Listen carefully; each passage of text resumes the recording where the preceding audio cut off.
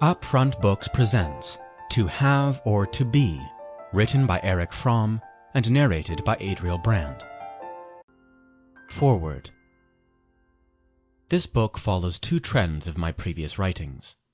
First, it extends the development of my work in radical humanistic psychoanalysis, concentrating on the analysis of selfishness and altruism as two basic character orientations. The last third of the book, Part 3, then carries further a theme I dealt with in The Sane Society and the Revolution of Hope, the crisis of contemporary society and possibilities for its solution.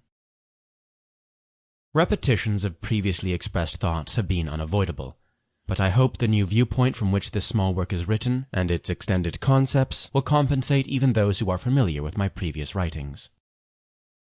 Actually, the title of this book and two earlier titles are almost identical. Gabriel Marcel, Being and Having, and Balthasar Steilen, Haben und Sein, Having and Being.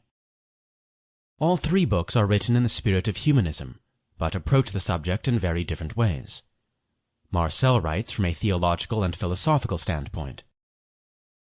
Steilen's book is a constructive discussion of materialism in modern science, and a contribution to Wirklichkeitsanalyse. This volume deals with an empirical psychological and social analysis of the two modes of existence. I recommend the books by Marcel and Steilen to readers who are sufficiently interested in the topic. Another point of style that I want to clarify concerns the use of generic man and he. I believe I have avoided all male-oriented language, and I thank Marion O'Domarroch for convincing me that the use of language in this respect is far more important than I used to think. On one point only have we been unable to agree on our approach to sexism in language, namely in respect to the word man as the term of reference for the species Homo sapiens. The use of man in this context, without differentiation of sex, has a long tradition in humanist thinking, and I do not believe we can do without a word that denotes clearly the human species character. No such difficulty exists in the German language. One uses the word Mensch to refer to the non-sex differentiated being. But even in English, the word man is used in the same sex undifferentiated way as the German Mensch, as meaning human being or the human race. I think it is advisable to restore its non-sexual meaning to the word man, rather than substituting awkward-sounding words. In this book I have capitalized man in order to clarify my non-sex differentiated use of the term. There remains now only the pleasant task of expressing my thanks to the several persons who have contributed to the content and style of this book. First of all, I want to thank Rainer Funk, who was of great help to me in more than one respect. In long discussions he helped my understanding of fine points of Christian theology. He was untiring in pointing to literature in the field of theology.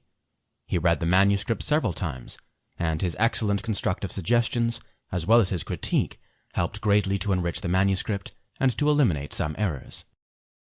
I am most grateful to Marion O'Domarroch for greatly improving this book by her sensitive editing. My thanks also go to Joan Hughes, who conscientiously and patiently typed and retyped the numerous versions of the manuscript and made many excellent suggestions as to style and language. Finally, I thank Erich Fromm, who read the manuscript in its several versions and always responded with many valuable insights and suggestions. Erich Fromm, New York, June 1976. Introduction. The Great Promise, Its Failure, and New Alternatives. The End of an Illusion. The great promise of unlimited progress, the promise of domination of nature, of material abundance, of the greatest happiness for the greatest number, and of unimpeded personal freedom, has sustained the hopes and faith of the generations since the beginning of the industrial age. To be sure, our civilization began when the human race started taking active control of nature, but that control remained limited until the advent of the industrial age. With industrial progress, from the substitution of mechanical and then nuclear energy for animal and human energy to the substitution of the computer for the human mind, we could feel that we were on our way to unlimited production and, hence, unlimited consumption. That technique made us omnipotent. That science made us omniscient. We were on our way to becoming gods, supreme beings who could create a second world. Sample complete. Ready to continue?